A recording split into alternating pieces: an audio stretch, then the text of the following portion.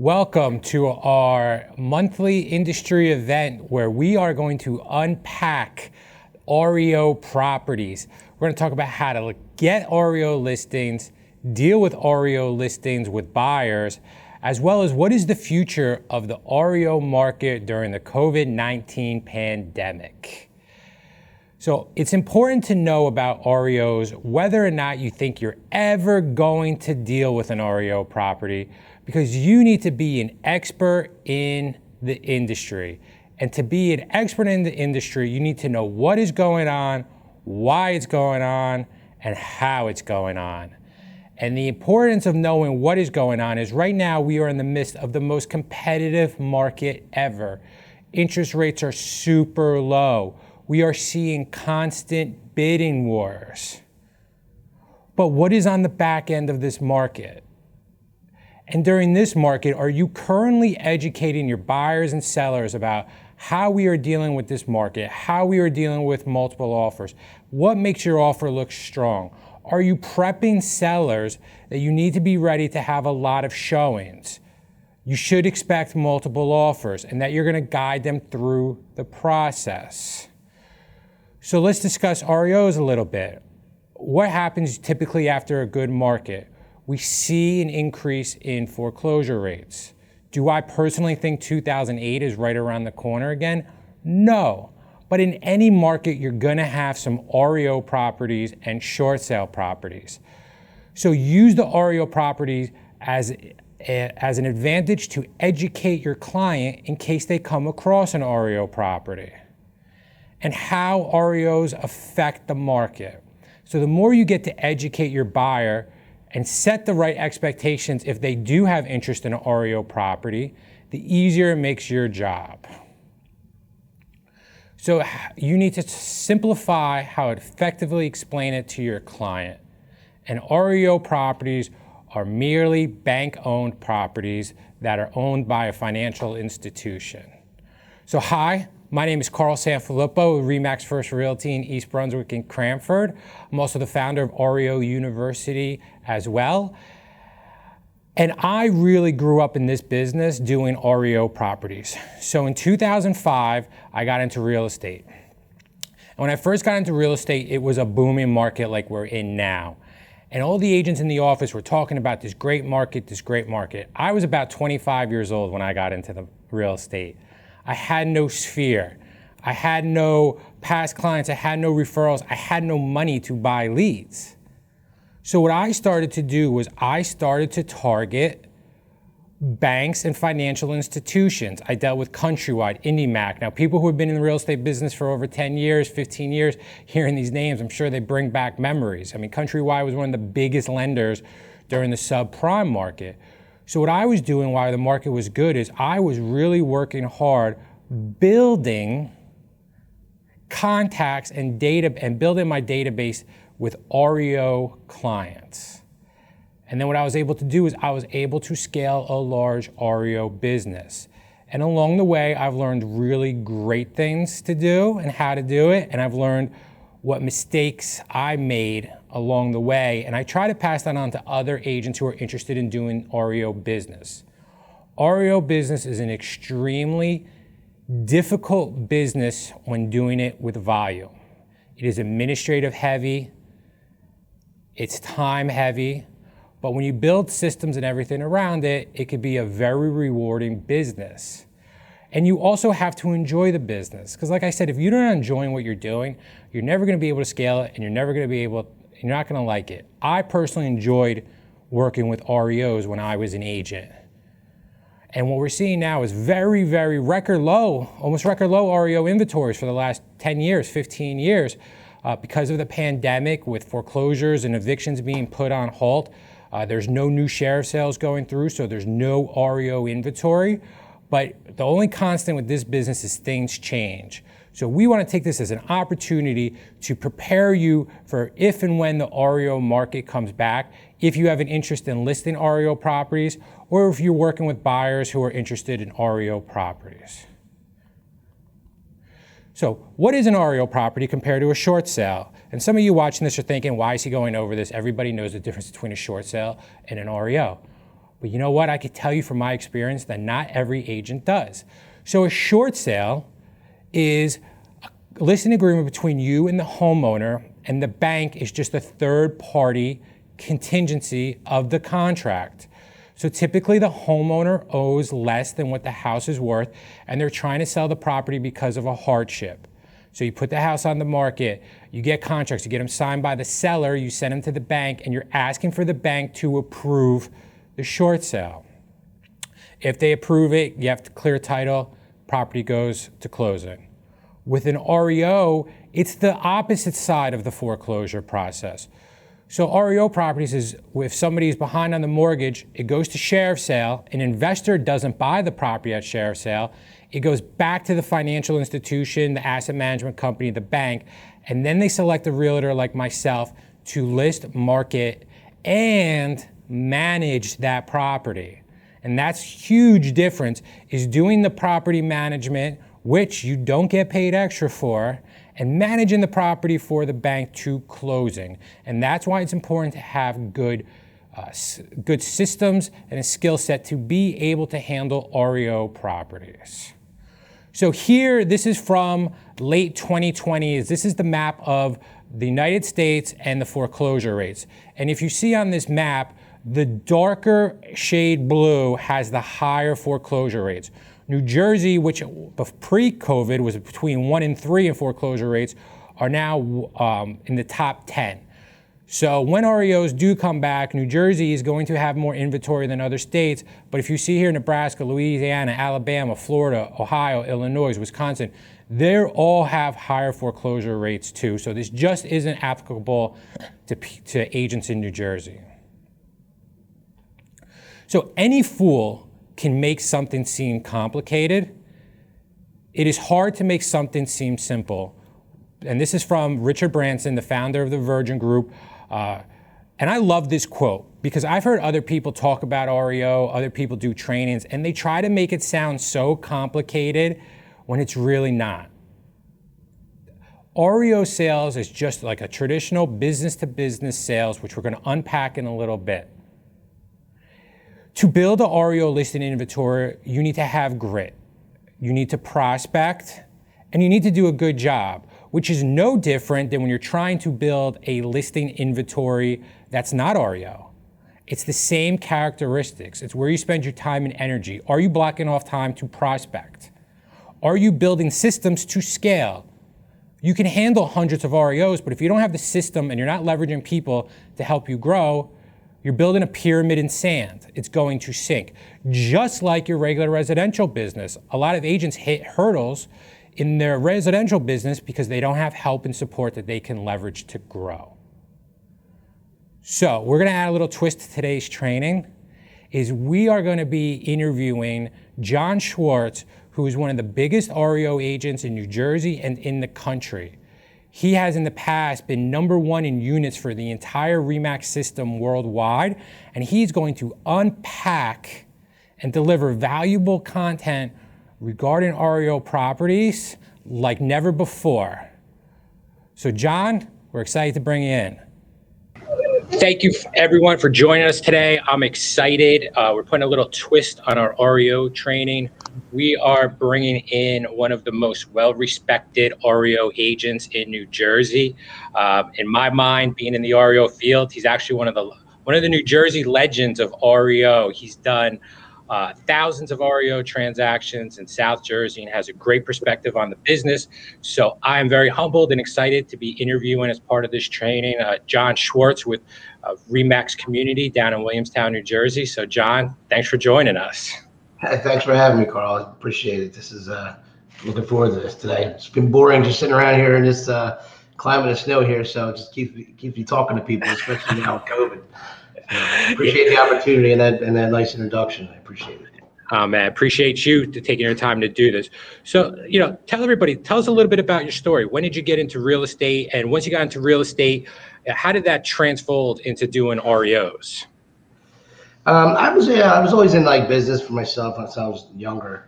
But I was about, I guess, around 24, 25 years old. I guess I went to, I started at RE/MAX on somebody else's team, And back in 2002, when it was the market was starting to get really hot, inventory was kind of low, and there was buyers everywhere. I was running buyers like crazy. Um, not doing it for before that, it didn't seem like work, like a real job when I had a real job Right. before. Even though it was like everybody thought I was crazy, I was running buyers left and right. I was working, by everybody else's standards, my tail off. But to me, it didn't feel like work. So, and there was a lot of investors around, but not a lot of, really not the agents. It was like, the trend was kind of new. The MLS was new. The computer MLS, and a lot of the older agents that were around for a while didn't really know how to use it that much. I mean, we were faxing offers and stuff like that. So, Right. took advantage of that. Started, and I dealt with a lot of investors who are buying and flipping properties. So I got to be on the buy side of the REO, a lot of times, which I learned it from. I learned it that way. And we just rode that market when it got really good. And then, if you remember 2008, when all the banks started closing and things like that, so taking warehouse lines, and the market, they started to go short sale market. Yeah. I hated short sales. I absolutely hated them. We dealt with the ones we had to deal with, but I kind of saw the REO curve coming ahead around the corner.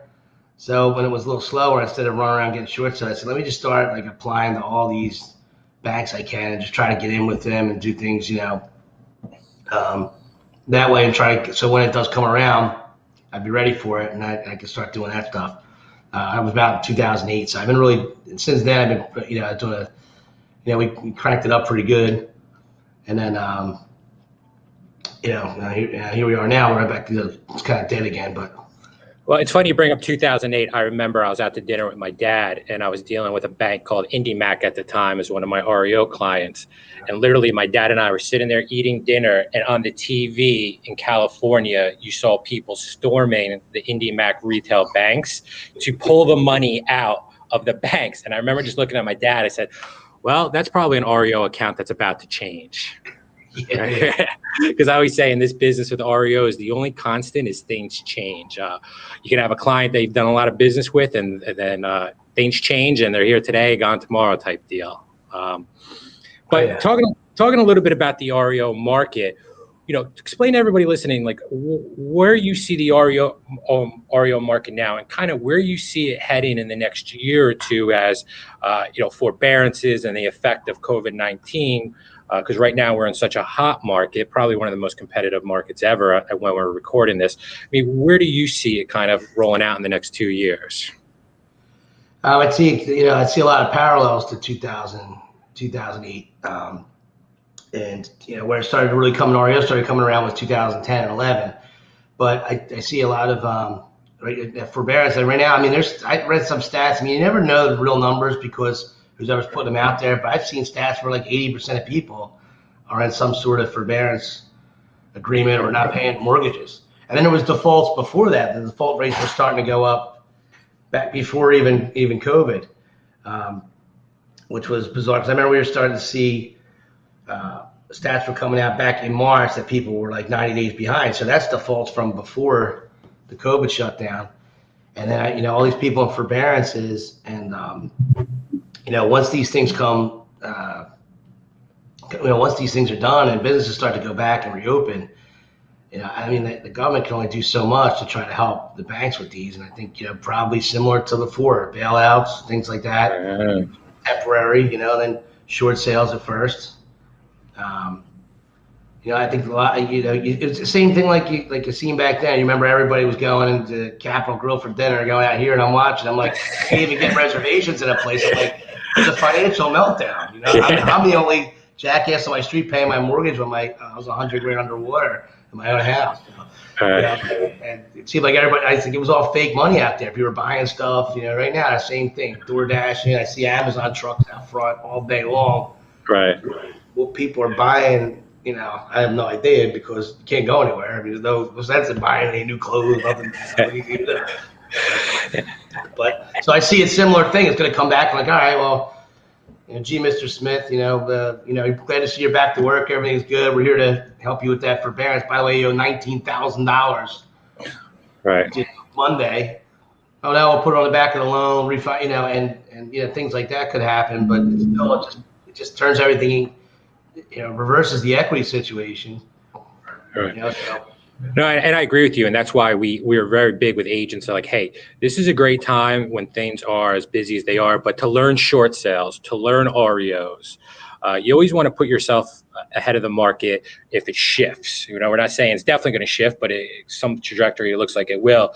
Educating yourself on the short sales and REOs is only going to help your business during shifts. 1,000,000%. Right, because and a lot now, what I see too back and when I got in 2007 is we're at the height of licenses in the industry. I mean, we have more people with real estate licenses than we have transactions. Oh, yeah. So, and when a market turns and it gets tougher, we see the amount of licenses really drop. And a lot of people get out of the industry. So people who are diversified and know how to handle different markets and your committed top agents are the ones who are going to persevere no matter what the market is. So transitioning into that, I love how you said you started your career with working with a lot of investors and dealing with REOs, because I know there's a lot of agents now watching this who are in that similar position. What advice do you have for buyer's agents trying to deal with short sales and REOs?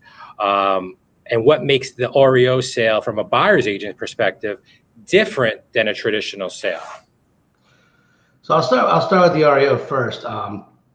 It's a totally 100% different transaction than a regular real estate transaction. When you're dealing with another agent, it's not that the agent has very little say in what goes on with offers or anything like that. They have very little. Little they can do to help your offer or not, and they have very little info on the property. There's no seller's disclosures. There's no, the banks don't work nights and weekends. I can't tell you how many times I'll get an offer from an agent on a Saturday morning, and they're just calling me. They want to get it in first, and I'm like, they're not even seeing it. I mean, I'm not even putting it in until Monday because they're not going to see it till Monday. And there will be 47 of them, and I have to put them all in because if I don't, the buyer, contacts the bank and they find out, they come back on me. Everything's 100% as is. I always tell them, if I have a buyer that doesn't know, I try to educate as much as I can, but I can't tell you how many times they come off angry or if they don't understand. It's just a totally different business. Right. I'm like, listen, you're buying a cup of coffee. When you go to Wawa, you get a cup of coffee, you walk outside with the coffee, that's exactly what you get. You gave the money, you get that property. That's it. Anything you want to know up front, check it out up front. Do your homework. But it's cheap, and that's why. Like, oh, how old's the heater? I'm like, some of them don't have heaters. That's how it goes. And I always tell the buyer's agents too, get familiar with the different portals, right? Because we've seen in the last few years, which a huge shift to the buyer's agents submitting the offers themselves to the sellers with prop offers and all these different type of websites. Familiarize yourself with an agent so when you come across it, how sort of the process works. And I always trust the buyer's agents too. Is like take that extra few minutes to really read the MLS because a lot of times your questions could be answered in the MLS or the attachments and things like that, as well as setting the right expectations for your buyers. I'm sure you've been through this where you get the call from the buyer's agent. What's the response? What happened to my offer? Set that expectation to your seller. It might take 72 hours to get a response from your offer, and setting the expectations with your buyer, whether it's an REO sale or a traditional sale, makes your life as a buyer's agent a lot easier. Yeah, sometimes, it could be a week. Right. And I would say, like, the buyer's agent, the first thing is be nice, understand if you don't know, ask somebody else that a friend or a broker, because I can't tell you how many times when they don't know, they don't get it, they just get angry and frustrated, and then it's like, that message just, I always say in real estate, you're not selling your house at all. You're not selling the house for your client. You're selling yourself. So I don't care how pretty your offer is. If you're ignorant and you're not real professional to me when you present it to me, and I have 6 other ones and they're all the same, yours is at the bottom of the pile. It will be.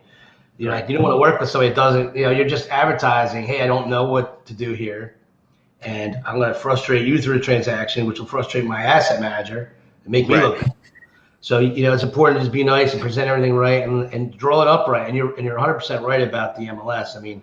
I always put everything in there because you don't want to get the calls about these little things, and you want to give it to them so I don't have to go back and forth and say, hey, you didn't send me the proof of funds, or the proof of funds is over 30 days old, or It's got to be from somebody legit. It can't be, Joe's bank, and well, who's Joe? Where's his banking license? If it's private money, we got to see the paper trail, the private money. I mean, the bank just wants to see everything in order, and they, a lot of times people don't know that, the bank sets the price and the value, and they have their reasons for doing it.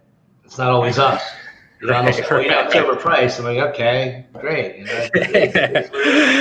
Yeah, or you get the phone call asking if the price is approved by the bank, and I'm like, well, with an REO, this isn't a short sale. They're the one that set the price, right? And it's good what you said too is, and I think in this market being as competitive as it is, what you're saying about having your offer together right and presented the correct way is true with traditional sales. Because if you have a listing and you're having multiple offers and one agent can't get the paperwork right and you're chasing them, it's not going to be the best for the buyer. It's probably not the best offer for the seller. So whether it's traditional or REO, I mean, I agree with you 100% about having your offer together correct. Our job as REO listing agents is to make the asset manager jobs easier. Period. That's it. The easier we make the asset manager's job easier, the more they want to work with us. So the more the buyers. And they're dealing with thousands of properties, and they're frustrated on. So they get really annoyed when they have to answer, an email with something that you should know already, right, or have together already. So if it's not together to us when we put it on, it just doesn't look like. I'll tell you one big thing. I mean, you guys don't, in your area, it's not really a thing, but down here they do a lot of offer sheets instead of contracts as the offers. Right. The banks think that when you say you have an offer and it's put in through the portal, they think you have a signed contract. So when they get it accepted, they're expecting it back in hours. Right. Just sign the addendum, and they're graded on that too. They're graded on how fast they get on a contract. So are we as REO agents, brokers, and I can tell you how many times I get an offer sheet. I'm like, listen, this isn't an offer. I can't really even present this way, because if they accept it, they expect this fire signed contract, and I have to send that over and get their addendum signed and whatnot. But it's important that everything is together. And when I put one in, if I'm advice to a buyer's agent, if I'm putting an offer on REO property, I send everything together, copy the MLS, so it looks, that's what it was when I received it, in case the commission changes or whatever, because banks do that too sometimes. Yeah, 100%. The MLS on the day I submitted the offer. Here's the fully signed buyer signed contract. It says as is. It's all marked up the right way. And here's the proof of funds. Dated within a couple days. The paper trail of that. I sent everything in an email, and I followed up with a voicemail to the broker or whatever that's submitting the offer. Hey, I know how the REO works. I know you're not gonna get an offer in 5 minutes. Just want to let you know I'm here. If you have anything, call me. I won't beat your phone up. I won't call you 10 times to ask you for a response. But I'm eager to get this thing. My people really want it. So if you're not hearing from me, everybody, doesn't mean I went away either. And then that's it. And then I'll send you everything through email, because that's how they like to work too, through emails more than anything. Yeah, no, 100%. And I always say too, with the banks, a lot of people will push me as the agent on. They want certain answers. I always say, listen, I know what you're saying makes sense to you, but that's not how the bank's process is. And sometimes I say the bank's not always the most logical, but the bank has their step and process, and you have to follow that. And if you want the property, you have to follow that process.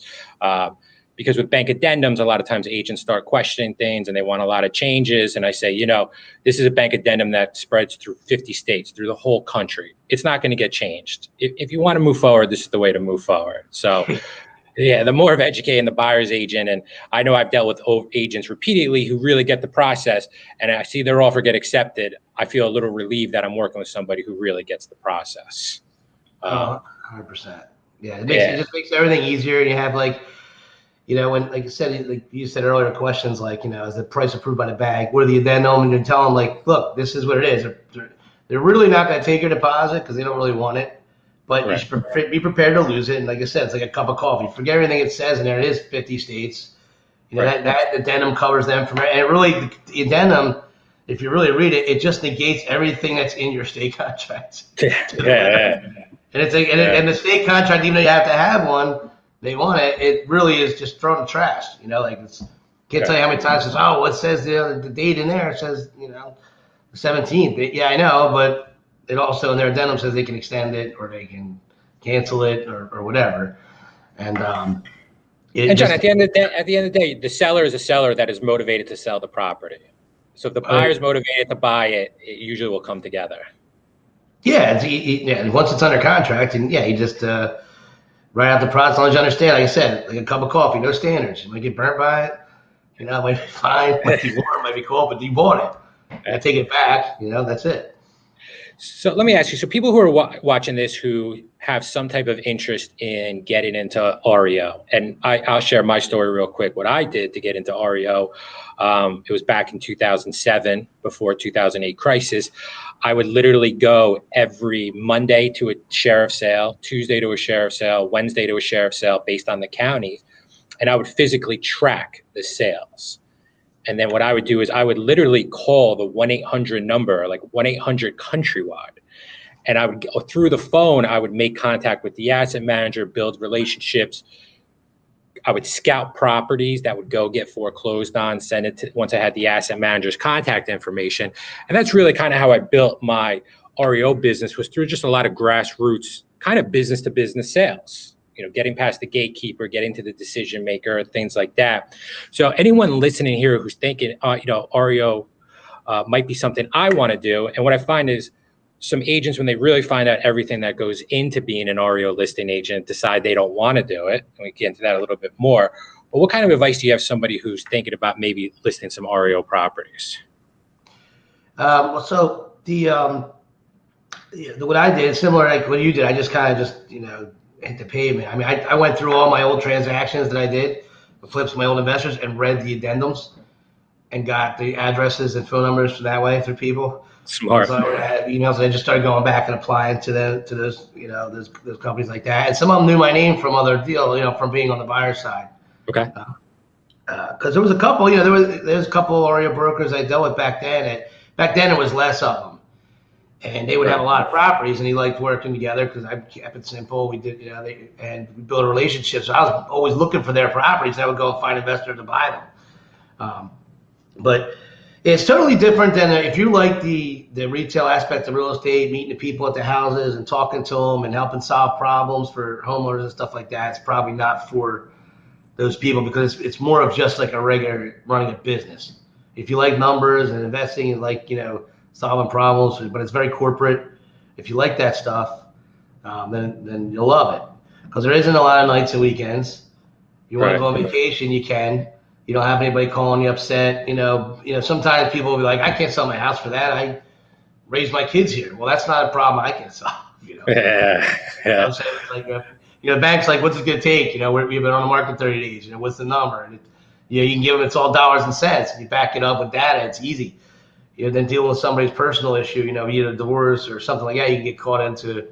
Some people like solving those problems. I do sometimes, but if I had my choice, I'd rather do the REO stuff because it just keeps everything. It's very business. It's very, when it's flowing, it's nice, it's steady, and it just takes the anxiety of a lot of things. Because you're not dealing with as many personalities.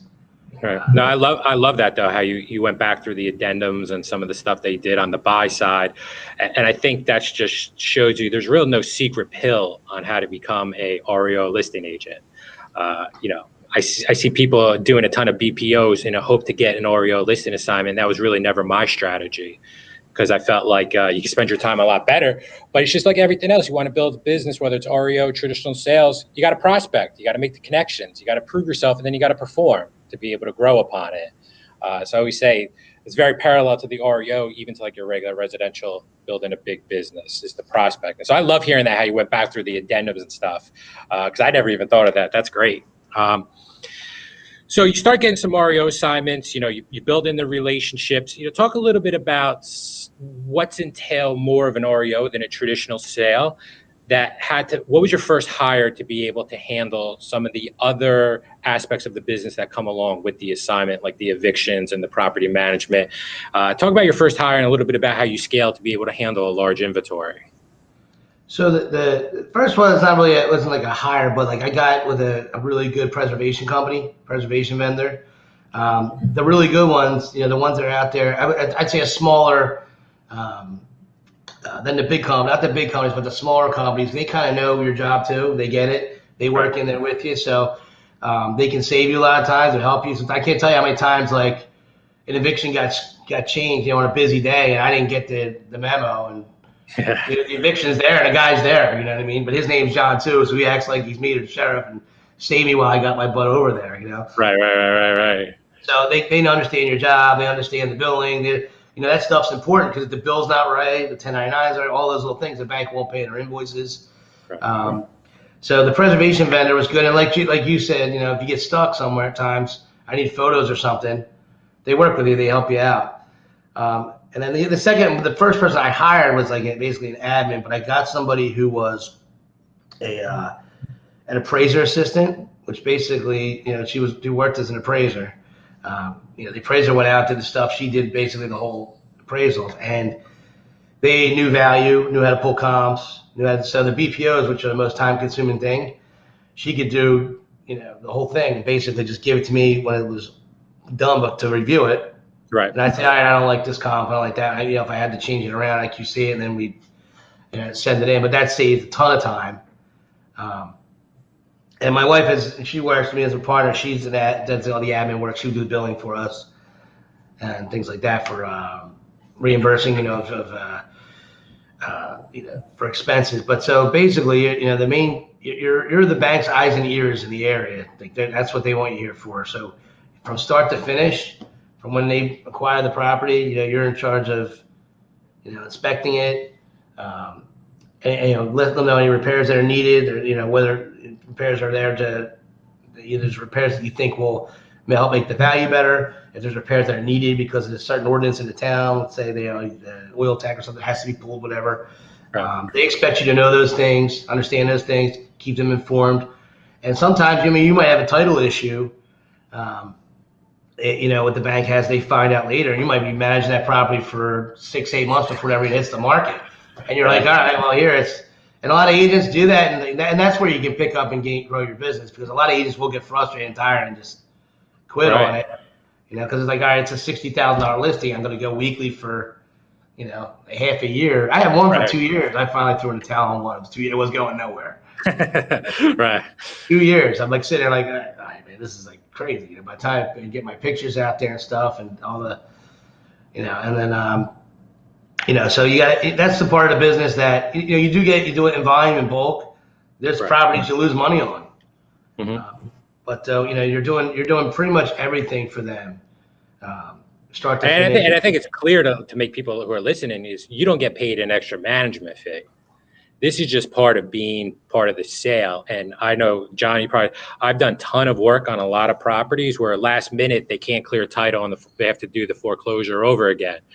And you put a lot of time, money, effort into a property without zero compensation, right?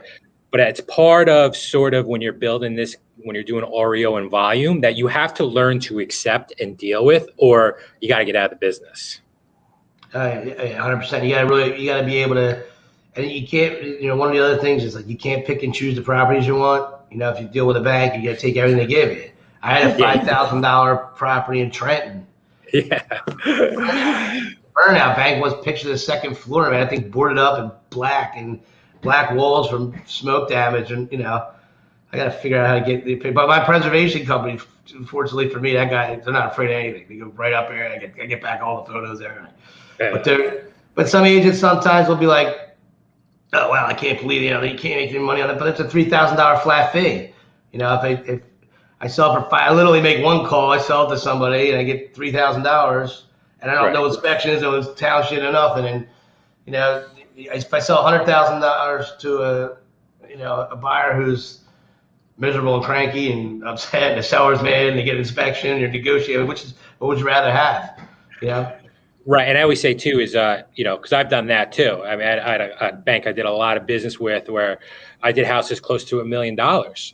But you know what? I also sold their $10,000 property on one of the worst streets in Trenton, like you're saying, because my mentality was I never wanted to try to cherry pick, because if I say no to the low end property, what am I missing out on the next property?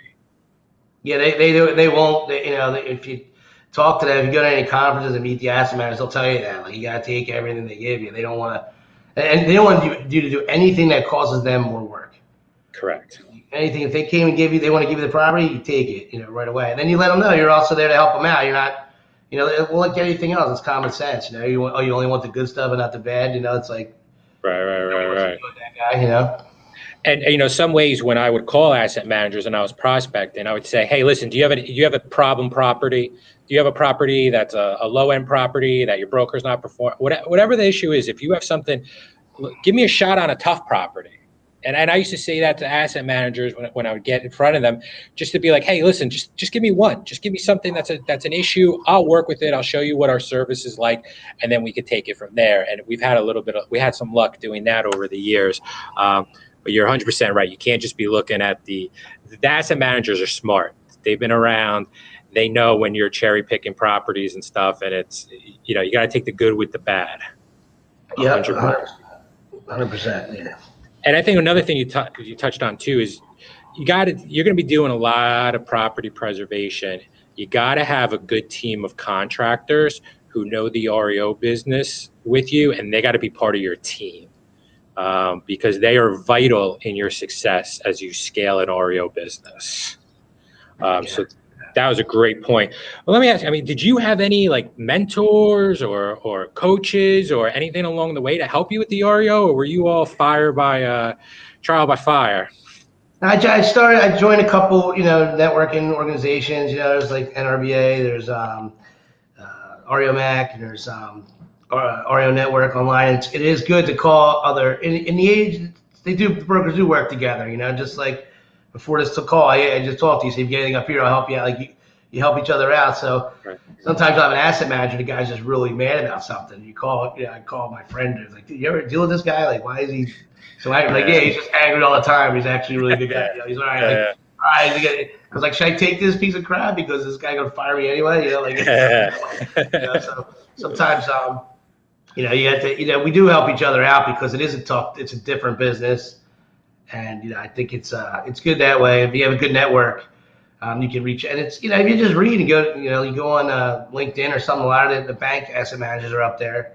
All of the networks are out there that you can join. And, but yeah, I'd say Michael Crime from NRBA was probably the biggest guy I listened to. Like he's just been doing it for, forever, 30, 40 years. And just, and like you said, it's changed so much. And the thing is to get in good with, and sometimes a good asset manager will help you too. 100%. And they move companies too. So you might have, it's a good way to your business can grow itself because guy likes you and leaves one bag and goes to another one. And then you take over his stuff. Somebody takes over his account where you're at, but he likes you. He tells them when he leaves, keep dealing with John. Then he goes to a new place. He brings you there. It's 110%. I've had that where, I dealt with this bank, Fremont Investment in California, no longer around. The asset manager left, went to it's a small world. That's why you have to have a good reputation in this business, because that happened to me where I got an email from an asset manager saying, "Hey, this is the last day. We're accepting new brokers and we have a lot of inventory. Sign up by 5 o'clock because I want to continue to work with you." And it ended up being a great account for years, just basically like a referral. And the asset managers move.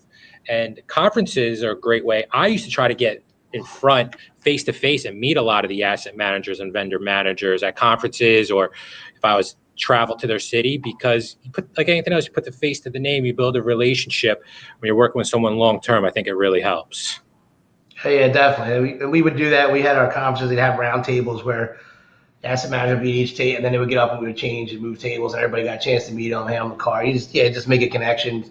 And if somebody knows you, especially if you've been dealing with them for, those conferences, they cost money, but I've gotten a ton of business out of those things, just going and meeting somebody out there and going to dinner or something with a couple of asset managers and stuff. They're a good time, especially if you've been dealing with somebody a while through email and you finally meet them face to face. Yeah, it's a game changer. It's different. It's different. It's easier to be, frustrated with somebody you haven't met face to face before. So if you have a bad day and they know you, if you miss something or whatever, because everybody makes mistakes. 100%. One thing I would say too is that when you go for REO accounts, everybody wants the big ones like the Fannie Mae and that account. Fannie Mae, I had it. I know a couple other people that had it and just got out of it because it's hard to have. I always say, like anything else, you want to be diversified. I'd rather have 30 small banks I deal with than one big one because, and when you're doing both, and Fannie Mae wants to be the total 100% of your focus, and they'll make you be because they just task the crap out of you and this. And they're the hardest people to get paid from. All the bigger ones are harder to get paid from. A lot more work. They expect a lot more out of you. Their workers are way overworked and frustrated. Right. And it's so much better to have a bunch of relationships with smaller places. My opinion, anyway. I agree with you 110%. You can't put all your eggs in one basket because things change. I mean, I used to deal with Fannie Mae when they used to outsource their properties to different management companies, and then they brought it all in house.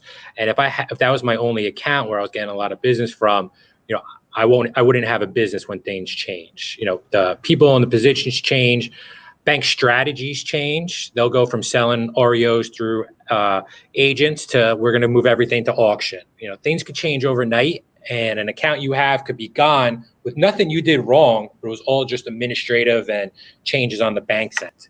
So I couldn't agree with you 100% more. I would rather have 30 smaller banks with a good flow of properties than just relying on one, you know, for less terms, a whale, where you're just eating off that one account. Yeah, you're right about what you said about strategies change. You know, other strategies are like fixed or repaired. You know, sometimes and people don't understand, like, well, why would they fix that though? Why would they fix it? My guy will buy it for this, and like the agents beat your door down. It's like, listen, they want to fix it. It's like not only do they want to fix it, sometimes they have to. Right. Sometimes they buy a pool from HUD or something like that, where part of the deal is they agree to fix these properties and not just because they don't want to hurt the value of the neighboring properties around it by selling them as is and cheap in some cases.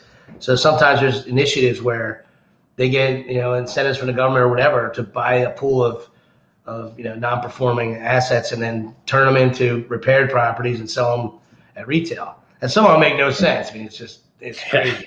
But sometimes in neighborhoods, you know, you're worried about materials going in the front and coming out the back door. You know, but again, the banks have their own type of quotas and everything that they need to do. So you got to be flexible as an REO agent because, as John's alluded and we talked about, I mean, you can have an assignment. It could be occupied for a year. You could go through the eviction. You can then oversee the repairs. You might not get that market onto from the time you get the assignment to the day you hit the MLS, you might be a year and a half into it. And you have to understand that, and there's no compensation, and you're doing weekly pictures and everything else. And the reason I like to share this, and I asked John to share this stuff, is not to scare agents, but to give them a realistic outlook on what it's like to handle REO properties. You just don't get a listing agreement, put the house on the market, and that's it. If it was, it'd be a lot easier and a lot less administrative work. So just showing people the dots that you have to connect just to even get on the market could take years. John, so you really started doing in 2008 REOs. We're about time we're recording this about 12, 13 years later. What would you tell John of 2008? What advice would you give him just getting started in this business from all your experience and your thousands of REO transactions? I would say the biggest thing is just listening to the client, listen to the bank, doing things their way, and I would do more of this kind of stuff. I would educate the buyer agents in my areas more. I would take more time to do that stuff because they just, like you said, that does take a lot of time out of it, and it can actually, I tend to take things personal. I want to keep my relationships good, but I can't tell you how many times I've had relationships with other realtors that just went bad from the beginning, and they stay there. They don't get it because they don't understand the business. They don't talk about it. And I tried a couple times, but I got frustrated. I did like a HUD seminar once to try to explain buyer's agent. All they did was kept asking me how to get the listings. I'm like, well, that's not what we're here for, bro. Right? I can tell you that, but and now I would tell you that. It doesn't matter. But back then, I'm like, well, I'm trying to educate you guys and trying to tell you. So, and and like anything else, when I was doing it back then as a buyer's agent, I did make sure I learned that stuff before. Like when I said, that's my sales, selling that offer to that listing agent, and learning that and knowing that and understanding that Because it doesn't matter if your buyer wants us to pay money for it, but you ruin it because you ruin the relationship. It's not good. Right. And I always say to buyer's agent too is, I mean, the more educated you're on the process and how things work. I mean, I can't tell you how many times I've gotten a regular FHA offer on a house that needs major repairs. And when I start speaking with the buyer's agent, I realize they're just not educated on the process and what happens during an FHA appraisal. And, you know, it doesn't matter what their FICO score is and what they're putting down. If the house isn't in financeable condition, it's not in financeable condition. And they know that. The banks know that too. So if you Right. present it to the bank, you know, then they're going to sit there and say, like, what are you doing? Like, you know, it's not FHA. You have it on your file. You checked on your report. It won't go FHA. Why are you giving me an FHA offer? Right. And then what happens with the buyer's agent is you not knowing that and setting the right expectation with your buyer can put a strain on your relationship with your client. So the more you know this up front, the more it's easier going to be for everybody during the deal. So, John, first and foremost, again, thank you so much for doing this. You know, I know you're a wealth of knowledge with REOs. What last advice would you give to anybody listening now? And we could kind of end it with that. I would say if you're going to get started with it, one of the things you need to do is get a credit line, some sort of credit line, or even if you fund it yourself, just put money aside to be able to handle small invoices and stuff and reimbursements. Get a good staff. Get into doing the BPOs first and use the reports. A lot of times the banks too, and their sites they'll give you what they expect to see at a BPO. They'll have a sample in there. Things like that. Just get educated, because that's the biggest thing is the values. That's the biggest thing that they grade you on is the values. And I would say, you know, like to just, you know your values, know your market, so that if they call you and ask you questions, you can answer them. Again, knowing the loan programs, things like that, understanding the FHA programs, the 203K programs, and that the banks typically want to sell to an end user, not an investor a lot of times. And like you said, that's part of the reason why they're making those offers direct to them. Because a lot of times the agents, you know, we have a list of people that want the place before it ever hits the market, because people in the neighborhood drove by, seen it, called the number on the door, emailed you, called you, whatever. So before it comes, we probably have 10 buyers ready to go. They don't want that. They want an owner-occupant buyer in there, really. Right. And a lot of other agents, some buyer agents sometimes don't understand that. Like, well, nobody will buy it, but some people will and some won't. But that's going to be their highest and best value. So understand that, knowing that up front is important. I would say just in all the education you can get, join some networking groups, talk to people. You know, that would be my biggest advice, to start when you're younger. You know, when I was new, I kind of more like everything I learned I kept to myself. You know, I didn't want to share it, but if you share it, other people share it with you, and you don't have to go and just beat the path the hard way. You know. Right. There's plenty of business out there for everybody, and some great advice. I think what I didn't realize when I first got into it was the financial investment that it is. And you got to be prepared for that, because I've seen REO agents get in and get out real quick because they can't handle the reimbursement and the expenses and the contractors, and it's caused some real serious issues. So you have to take that very serious with your utilities and reimbursing contractors, because that's something that could get you a quick exit out of this business very fast and get a bad reputation while doing so. Oh, yeah. 100%. So, John, thanks again for joining us. I mean, this is about 40 minutes. I know I learned some stuff from it, so I really appreciate it. And thanks again. You got it, man. Take care. Stay in touch. Wow, thanks again to John Schwartz for popping in and taking time out of his busy schedule to unpack how he built one of the biggest REO businesses out there. Hope you guys found that incredibly valuable. I see down below my handle on Instagram. I would love to connect with you on social media. Any questions, concerns, feel free to reach out. If you want to learn more about some upcoming REO stuff that I'm going to be doing personally, please visit reouniversity.com. And keep an eye out for our training next month. And thanks again for tuning in.